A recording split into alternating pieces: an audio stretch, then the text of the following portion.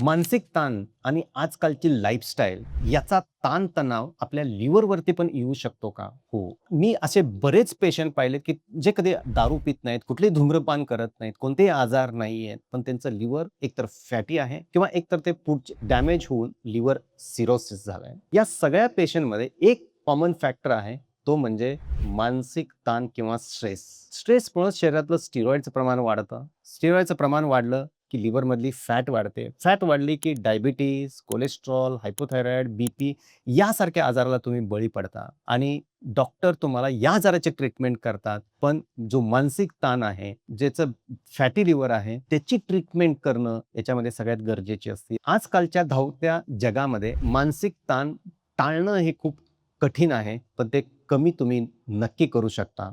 तुमचं लिव्हर तुम्ही वाचवू शकता. तुमची हेल्थ तुम्ही चांगली ठेवू शकता. कारण हेल्थ म्हणजेच वेल्थ असते. तरच तुम्ही फॅमिली, फ्रेंड्स लाईफ तुम्ही छान एन्जॉय करू शकता.